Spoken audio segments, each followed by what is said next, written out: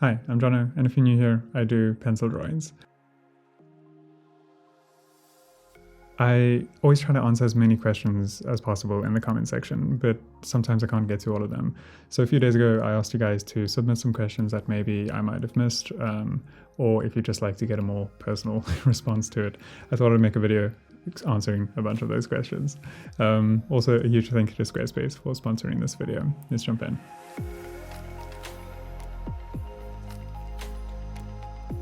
Okay, so the first question is, how long does it take you to complete a piece on average? It takes about 2 months to finish a drawing, or it used to take about 2 months. I've started getting more confident with the way that I draw, and as a result, I've started working a bit faster, which is great. But also it depends on the size. I'm talking about those really large drawings like the double A0s that I do. Those take about between a month and a half to 2 months. Where did you study art? I didn't study art. I took art as a subject in high school, and then after school I didn't really know exactly what I wanted to do. I thought I probably wanted to be an artist, but I wasn't sure, and took a bit of time to figure things out. And then I had an exhibition with my mom, which was really lovely, and from there I've just been working really hard to try and keep it going to try and make a living out of this. So I've gotten really lucky. This question is just masking fluid. Yeah, definitely. How do you find motivation to keep working? I think the necessity to survive is a pretty good motivator. So paying rent and paying for food is obviously a huge part. But also I love what I do. So that's definitely something that plays a big part. It makes it a joy to try and keep this going. Obviously there's bad days where you don't feel like working and you kind of just have to force yourself to get work done. But yeah, otherwise audiobooks help me as well a lot, to just listen to a story while I'm drawing, especially when it gets really tedious. Having something else to kind of let my mind think about helps a lot. Which pencils and paper do you use? I use Faber-Castell pencils, and I use Arches Aquarelle Hot Pressed Watercolor 300 gram. It's quite a mouthful, but it's the best paper that I've found. What are some of the essential tools for you when working on these pieces? Pencils are definitely essential, and I think if there's like an obscure essential tool, it would be this piece of plastic that I cut out as a bit of a stencil to work with cotton wool and graphite powder.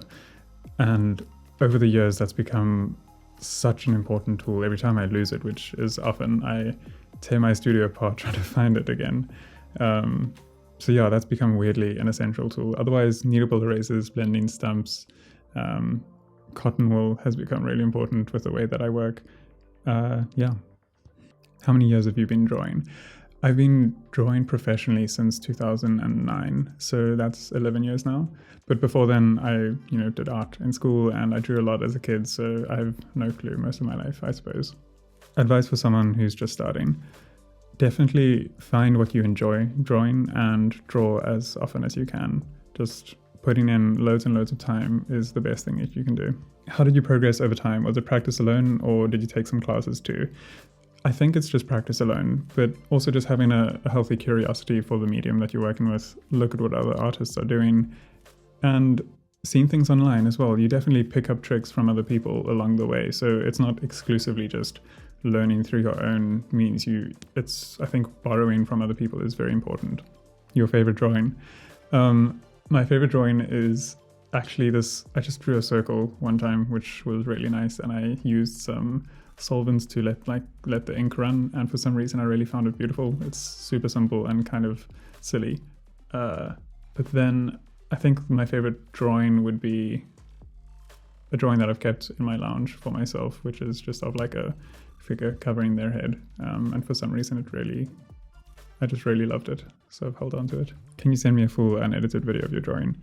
Yes, I will be doing that soon. I think I want to create like a bit of a membership group thing where I can give some more in-depth classes and give some longer videos as well.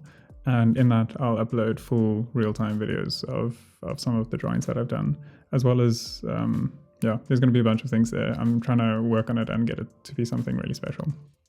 Main source of income as an artist. My main source of income is through selling my originals. Next would be from support from collectors with buying my prints. And then lastly, YouTube has started helping me sustain this career a lot as well. I've always wanted to know what your piece wrapped in tradition means to you. Um, that's a big question, and I don't think I don't think I can answer it in this video. But maybe I should spend some time and make some videos explaining some of the artworks. Although I don't really enjoy that. I think I prefer hearing what other people think of the works themselves. Yeah, I feel like it almost takes away from it for me to explain what I was thinking for the work. How do you prevent the shiny effect from graphite? I switched from charcoal to graphite recently, but yeah, when I put it in my blacks for the 5 tones, I get the shiny effect. Any tips on how to prevent it? Yeah, the combination of the paper I use as well as the way that I try to do my backgrounds, I think minimizes the shine. You can never escape it completely. Graphite by nature is reflective. So I think just embrace it. It's part of the artwork, or it's part of the medium that you're using. So try and find ways to incorporate it in an interesting way with your artwork. Another thing is also I photograph my work and I film my work knowing that graphite is really shiny. So I'll be careful not to shoot it with like a massive light directly in the line of the camera or something like that to make sure that there isn't glare. So yeah, just know the medium and be prepared to deal with that kind of shine. Do you procrastinate at all or feel the urge to? And if so, how do you overcome this? I find this is a problem a lot when drawing isn't perhaps going how I would think it should be. Yeah, I procrastinate a lot. It's really common. I think my understanding of procrastination is it's a form of anxiety. So especially when things aren't going the way that you want them to go, it's really easy to try and look for gratification somewhere else. So if, just try and get something else done. So you'll do your errands or admin or just computer games if that's your thing or whatever it might be. I find that it's helpful to just keep showing up, to know that I'm procrastinating, know that it's uncomfortable. Something maybe a little bit more in depth would be to become familiar and be able to identify the feeling when it comes up, that kind of anxiety feeling, and take a walk around the studio or leave that space and then come back to it, and you'll find that the feeling is subdued a little bit. It might not be gone entirely, but you can slowly push through by doing little bits like that. Do you ever go through self-doubt? Yes, a lot of self-doubt all the time. I think it's very normal as well. But it's also how you problem solve. I think developing a relationship with doubt and taking note of the times that you've overcome it is helpful, so that when you inevitably experience it again, you know that even though you don't have the answers right now, you will find those answers. If it's trying to get a texture in the artwork or trying to put together an artwork compositionally or whatever it might be, I think becoming more comfortable with self-doubt is kind of the way to overcome it. I don't know if that's a bit of a vague answer, but that's kind of how I view it. Your favorite art books? My mom gave me a book when I was really young. I think when I was like 11 years old. She let me borrow her copy of Anatomy for the Artist, and I treasured this book. I would like study it quite a lot, and I treated it like gold. It was really old as well, so it felt like really amazing to be working from this. So I think that would have been the most influential art book that I've seen and worked from. Yeah. Do you have set work hours that you adhere to every day? How do you keep disciplined? Yes, I do. I try to work as average a day as possible. In the beginning, I would work crazy hours. I'd work until like 3 a.m. and stuff, but it's not sustainable and it lends itself to burnouts. Now I try and get into the studio at about 8 o'clock in the morning or 8:30 and then work through until 5. And if I still have energy, I'll push through for as long as I can. No questions for you. Just wanted to say that you're so amazing. You guys are incredibly nice. Will there be another exhibition in Vienna? Yes, I'm pretty sure I will have another show in Vienna. It was a really beautiful city, and I've got a good relationship with galleries there, so yeah, I'll definitely have a show there. I think the next show, fingers crossed, will be in Paris, but I'll let you guys all know long before then. Is it important to have an online website? What a convenient question for this video sponsor, Squarespace. Yes, it is important to have an online website or an online portfolio to help clients find you and to create a platform to make it easy for them to get in touch with you.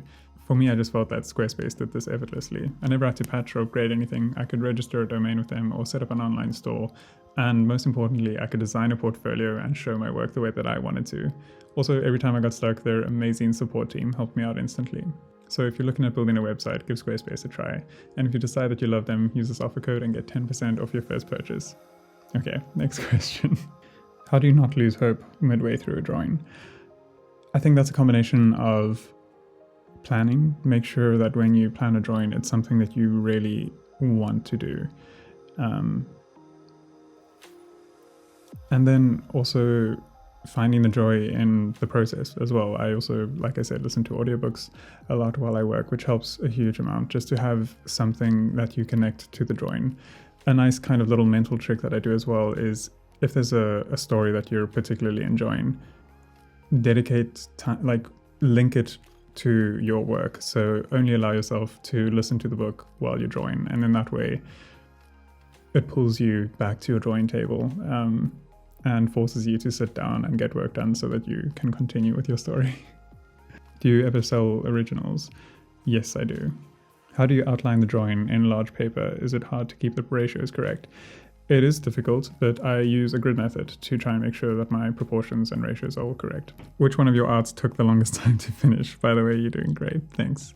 It'll definitely be Pupil, took the longest time. I think I made a video about it explaining it. It took over a year to finish. I think if I measure the amount of time I spent constantly working on it, would have been about 6 months of constant work. Yeah, it was really tough. Why are you so talented? I want to know.